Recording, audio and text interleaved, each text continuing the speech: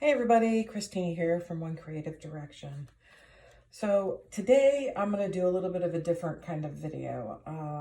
Been answering a lot of questions for a few people just getting started in pour painting, and I thought it would be a good idea to maybe try to clear up some of the confusion. I see the same types of questions on the pouring groups on Facebook. It seems like almost every day, the same questions for people that are just starting out. They have the same, curious questions, which it can be confusing when people are throwing around terms and maybe not all using that term the same exact way. So I'm going to try to hopefully clear up some common questions related to a few different types of pours. Okay, so first we're going to start with a Dutch pour. So a Dutch pour it's an acquired talent. You really have to know how to control your hair dryer. And consistency in a Dutch pour is one of the biggest aspects of having a successful Dutch pour. So we'll start with the Dutch pour. So this is an example of a Dutch pour. This was one that I did a comparison to the old Artist Loft White, which we all know they changed the formula on us. And if you're using this in I think the 2020 and 21 lots, it's going to eat up all your color. And believe it or not, when I did this comparison video, I saved both of the paintings, and you can find that in my YouTube channel. But somebody bought the one where I felt like the color was eaten up, but they preferred that look. It's all a preference. Art is subjective, so you have to keep that in mind. This, I used Blick for my base color, which is white. So the term pillow and base, I think, is where some of the confusion starts. If you're doing a Dutch pour, this is a base color. This is your base. This is the paint you are flooding your canvas with before you lay any of these colors down, okay? So that's the first aspect to understand, is this is your base, these are your colors. Okay, so with that being said, there are quite a few recipes for creating that Dutch pour. So for the most part, your base coat should be or can be the same recipe as your colors. Doesn't necessarily have to be. I know a lot of artists get away with or suggest that you use more Floetrol in your base color just to save money on paint. It's a good idea. I have so much of it mixed up ahead of time that I haven't done that. And I have different Dutch pour recipes that I interchange, but the one that I use the most is Floetrol water and paint. And it is as a base one-time recipe, it's 80 grams of Floetrol, 40 grams of paint, 30 grams of water. Now, that is a base recipe. If you're mixing paints, then you know that there's differences from color to brand, major differences. So when you're adding water, you want to start with 15 grams, stir, look at the consistency. Add a little bit of water at a time until you get the consistency you need. You usually wait until the end to add your water for that reason. You need your consistency to be the same on all of your colors and your base coat. Okay, now with that said, that recipe, Floetrol paint and water, works perfectly fine, but understand that Floetrol will dull your colors. Now, if you do a top coat, it does bring that color back to life, but it still dulls them a little bit. Okay.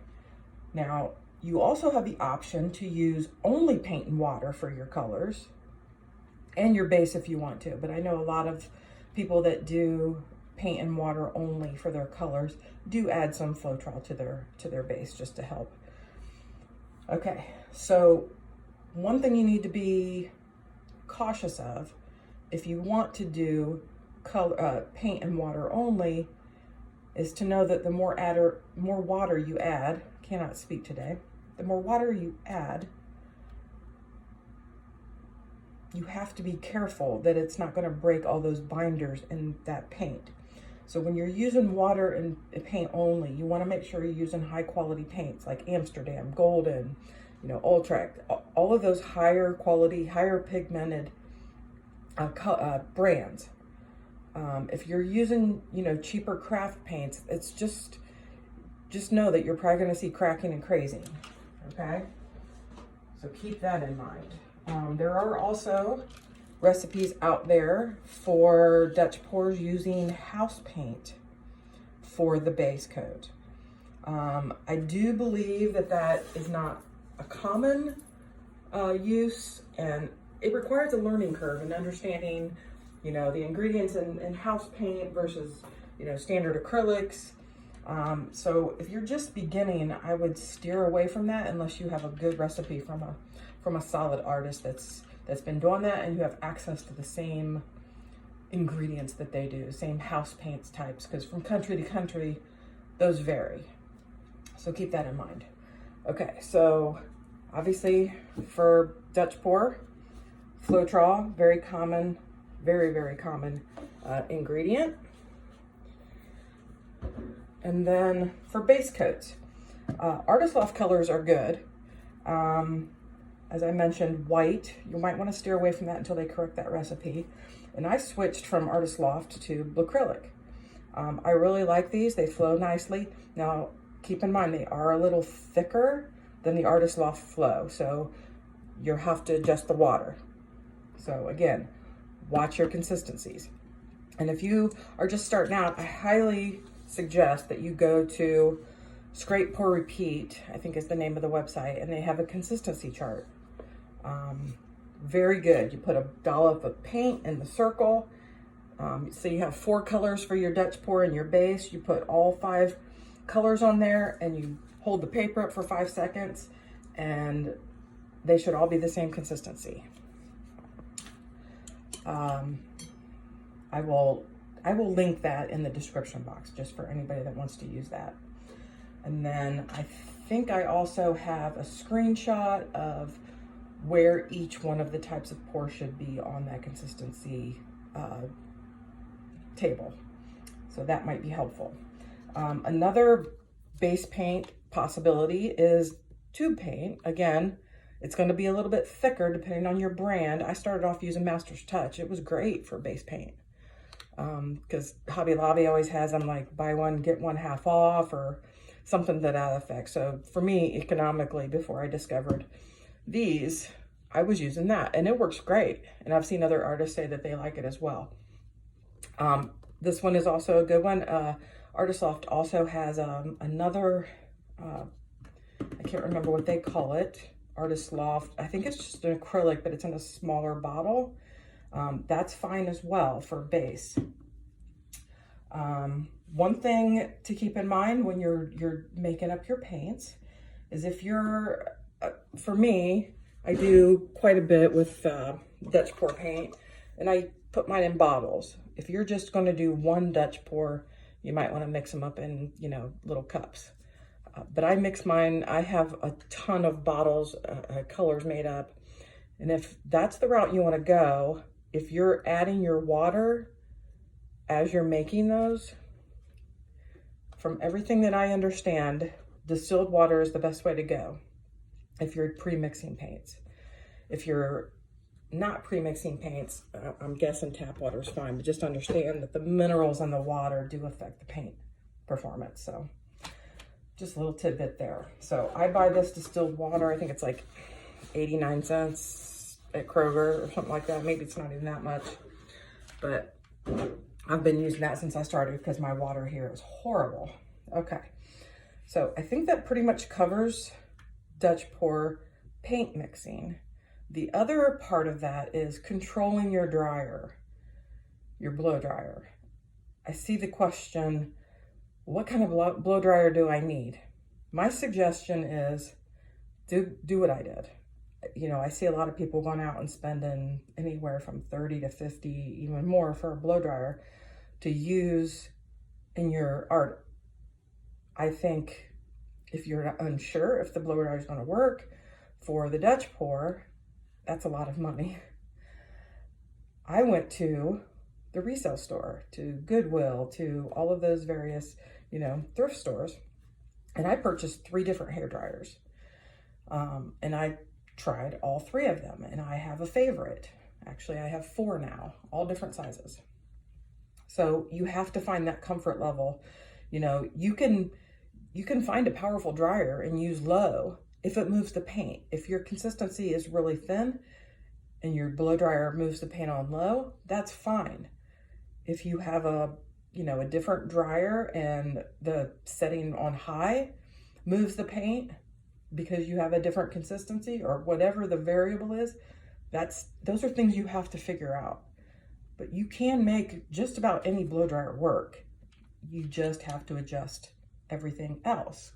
So once you find that happy place, I would write it down. Me, I use cards. I write down all my recipes, all my important things. I used to keep I have a book here. I used to call that my painting Bible. And I've transferred all the important recipes and such, notes, what to do, what not to do, to my note cards. So I have one for each type. Some things I have more than one, like cell activators. I think I have 4 recipes for cell activators. So it just really depends on what I'm doing. Okay, so enough about Dutch pours. I'll move all these out of the way. We're gonna talk about blooms, okay? I think probably blooms is the most confusing process for a lot of folks. So for blooms, these are the items that you're going to need. If you've heard the term pillow, okay? Pillow is the paint that you lay down on the canvas, the tile, whatever you're pouring on first. It's typically, a lot of people start with white. It's probably a good place to start until you get more comfortable. And I think a lot of people gravitated towards Color Place, which is Walmart's brand, which is economical for a lot of folks. I had a love-hate relationship with Color Place, the black, the white. I hated both of them. They were so thick. I felt like the color of the white was super, how do you describe it? Kind of dull and yellowish. It wasn't really a bright white. And I accidentally came upon this Pittsburgh. I changed 3 or 4 months ago. I love this. I think it's thinner, it's smoother. I don't have to add anything. I don't add water. I don't add gack. I don't add anything to this. It works beautiful. And you don't get as many, with Color Place, there was constantly air bubbles. Didn't matter if I waited days after I stirred it, didn't matter. This, I just don't see that. So for me, this is a winner. I've seen some artists here lately using a Home Depot Multi-Pro. I haven't tried that yet. Maybe when I run out of this, I might give that a try as well. It seemed to pour the same and have about the same properties as this. So depending on the price, I may try it. Okay, so that's all you need to know about this one. You don't do anything with it. You use it straight out of a can. Now, if you have a thicker brand that you're using that's comparable, you may have to add water or gack or Floetrol to get it to flow better. But this, I feel, is the right consistency for blooms. Okay, with that said, you're gonna forget about the base coat, okay? And base, or pillow paint, when you're talking about Dutch pours, it's what you're flooding your canvas with. They call that a base. For blooms, we call that a pillow. Okay. Now, for your colors, you're going to mix colors to create your bloom effect. Now, this is a bloom, okay? This was done on a black base. All right, so the colors I used in this were the gold, the silver, and I think I used a white. It was a Deco Art. It was like a pearl, I think is what it was called. Okay, that's what's in this one. So black base, and then 3 colors. So to mix those colors, there's several recipes out there. This is the one that I use. You're gonna have to do the same thing I did. I wrote down tons of recipes when I started. I watched video after video, and I wrote down various recipes. I used to use a different recipe. This is the one I like, okay? And there's 3 different products you can use to mix your house paint for your PM, which is going to be your pouring medium to mix with your colors. So what you're gonna do is, let me grab this, make it a little easier to understand. These 3 items right here can all be used with this. So this combined with this, so you pick one. You mix this and this, this and this, or this and this. And this isn't the only one that you can use for the PM. There's other interchangeable paints. This is just the one that I prefer. So I'm using this as an example. So for me, I mix 2 parts paint to 1 part of one of these 3, okay? I find that the triple thick, I use this when my paints are thinner. If I have I have 2 sets of this made up. So I have one with the Varathane and one with the poly. And the poly ones, because this is much thinner, and the same thing with the Josonia, these are much thinner. I try to use those with my thicker body paints. That way, you don't end up with a super thick bloom color, okay? For this, I use with like maybe the craft paints, like especially Deco Art metallics. They're a little thinner. And a few other ones that I use a little thinner. Modern Masters, I usually use this. So I don't see a lot of performance difference in any of these, but you know, by all means, pick one, use them all, mess with it, whatever you like, okay? So what you're gonna do is you're gonna mix 2 parts of house paint to 1 part of that, one of these. And this is what we're gonna call the PM. So this is my color PM. And I have written right on here, 2 to 1, and this is with triple thick, okay? And you can mix it with poly, but this one's triple thick, I underlined it. And then I always put my instructions on here. Add 2 colors 50-50. So when I make my bloom colors, okay, here's one. And I make my bloom colors into my bottles, and some people put them in the little plastic condiment cups. I don't like those. I feel like they dry up. I prefer to use bottles. It's your preference. If you're not going to do a lot, you might want to use like smaller cups and stuff. I use bottles. So I would put 50% in here. So 50% is totally dependent upon how much you want in here. If I'm using my scale, I might put, you know, 20 grams in here. Or, you know, if I'm using milliliters, 30 milliliters. But you're gonna put the same amount of this as you put paint. So it's a 50-50. Half of this, half of your paint. Shake it up, mix it up. That's your color. So if you decide you're gonna do a bloom and you're using multiple colors, so here's another one. So there's 2 colors in here. Actually, there's 3. There's 2 different colors of blue. This is one of them. And there's my base paint or my pillow paint, which is white. So you can see all those colors in there. And my cell activator, I believe for this one was it was white as well. Okay. So for your colors, you're mixing up that same ratio for all of the colors that you want to use for your bloom. Okay. So hopefully that helps as far as terms used for the bloom. Now, I do want to touch upon cell activator. You hear that term used interchangeably. Cell activator is really meant for the bloom process, the bloom technique. Okay, so that's going to be the last paint that you put on top of your colors on your canvas. And this one, you can tell the cell activator is black. You can tell by the little veiny cells lacing. And this one, you can tell it's white. okay? Now, this is a bloom blowout. So same recipe, you're using your bloom colors and your same pillow paint. You can, you know, have different techniques as far as what you're doing with the paint once it's on the canvas. This is a blowout. You lay them in a circle in the center and you blow out and spin. And that's what gives you that effect. And then you can use the same exact paints, colors, everything. And you can lay those same colors on the edge of a tile, and you can use a tool and you can swipe across and spin and get a completely different effect.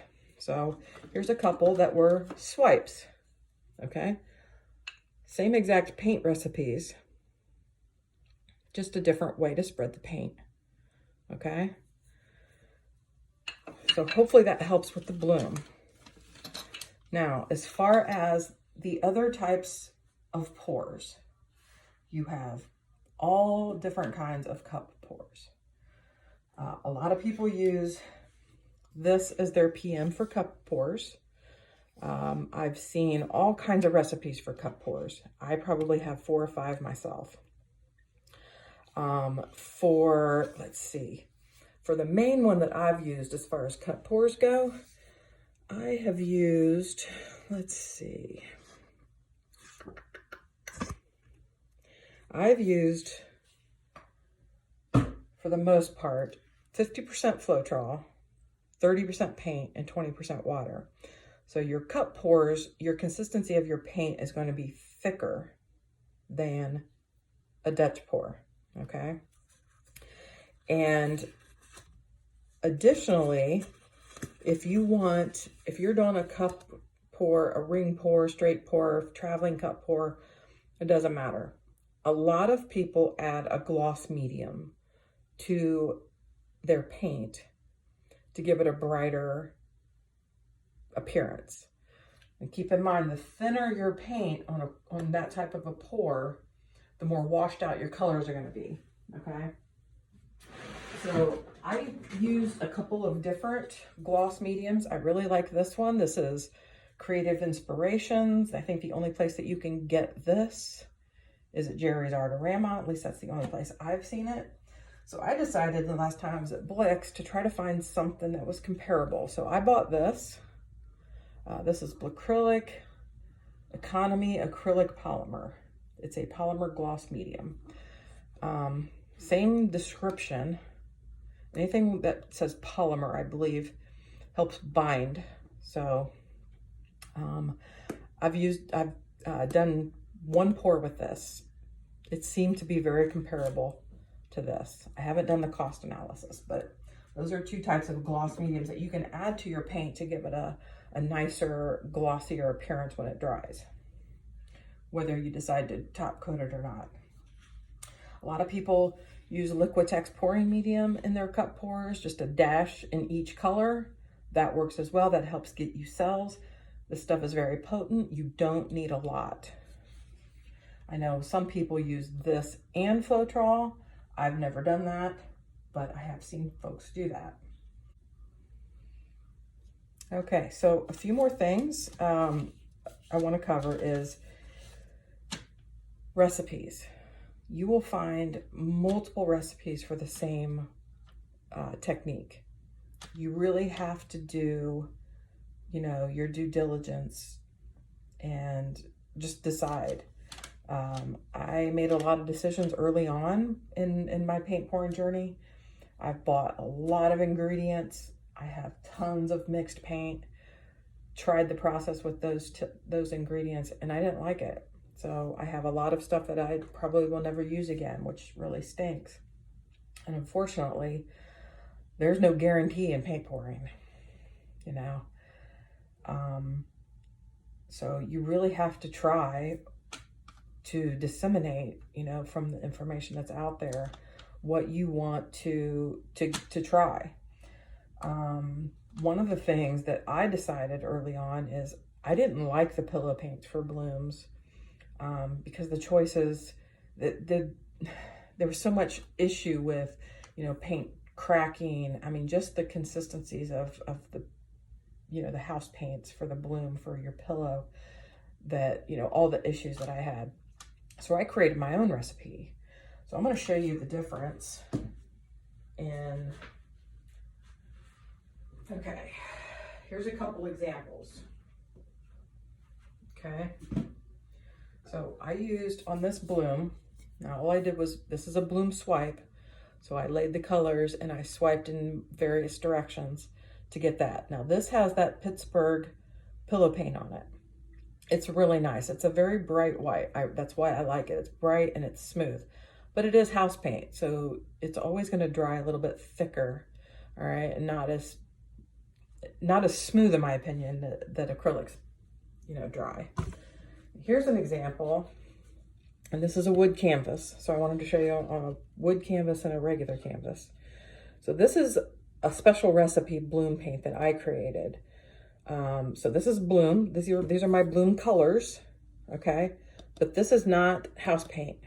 This is acrylic paint mixed with some other ingredients. And I have a video you might want to check out. It says special bloom recipe, no house paint.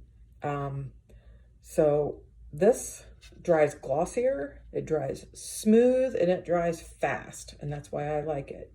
And I started off with just black because I was making a custom guitar for somebody, and they wanted it black. But I've mixed other colors since then. I've used white, and just recently I tried to do a bloom, and I used house paint. I had a gray house paint and I had an aqua house paint, and I tried to do a bloom, and it was on a wood square just like this, except this one's canvas, and the house paint was so thick and it dried horribly. I couldn't blow out my blooms. I mean, it was horrible. So that night after that fail, I went ahead and mixed up using the same black recipe that I used on the sample I just showed you. I mixed up gray and a teal, turquoise, whatever you want to call this color, that was almost the exact same colors as the house paint I used the night before. And the next night I did this one. This is a 12, same size canvas. It's just a gallery wrap, but it's a canvas, not a wood surface. And this one turned out spectacular.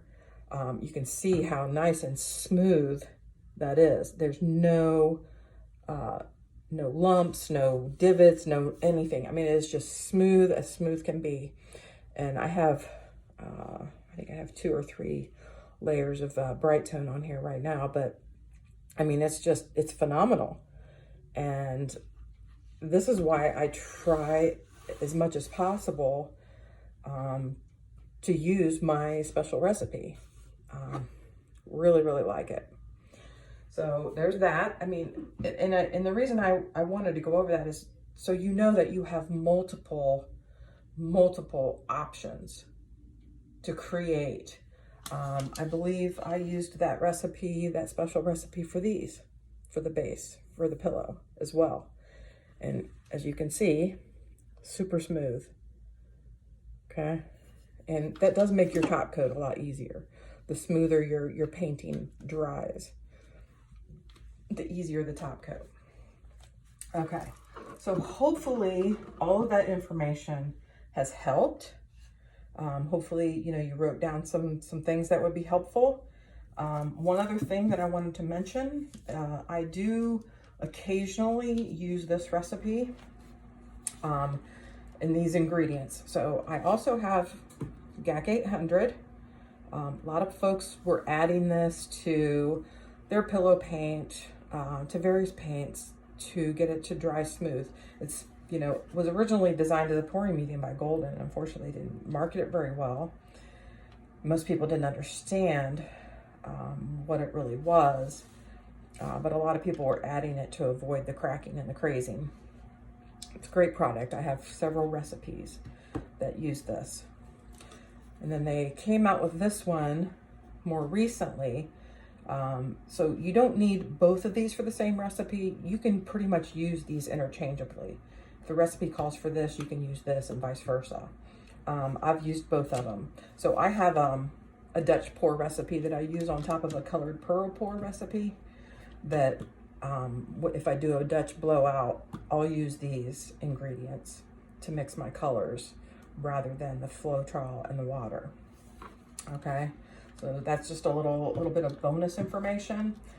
And then if you're mixing a cell activator, you might want to check out my cell activator recipe mixing video. I think I go over 3 different ways to mix cell activator in that particular video, and then there's some subsequent videos after that I use those cell activator recipes to create artwork. So this was one of them. This was using probably the cell activator recipe I use the most, which I got from Marissa Rue, and I have been using it for quite some time. Unfortunately, it doesn't work with every single type or color of paint. So I use black cell activator a lot. So if I'm going to use black cell activator, I use this particular recipe because it really only works with this. And I have used it as well with Modern Masters, the black metallic one. I've tried it with several other paint colors and types, and not so much. So I mentioned a few videos in this, and hopefully you've checked those out. One last tip, if you're buying paint by the gallon or the half gallon, it's really, really hard to pour paint out of a gallon container or even a half gallon. It becomes very messy.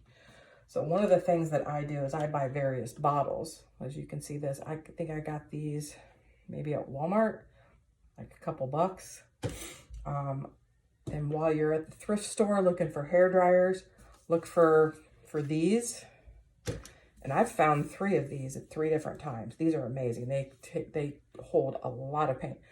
I have no idea what it is. I suspect it has something to do with breastfeeding, but honestly, I don't know. But it's great. It works great for holding your paint. And it's a lot easier to pour out of this than out of, a can. So one last helpful tip there. All right. Hopefully this helped. If you have any questions, feel free to give me a shout, whether you leave a comment or send me an email. All of my information is in the description box. Probably too much information, but hey, it's there. Use it. One of the other things is a lot of people ask about top coat.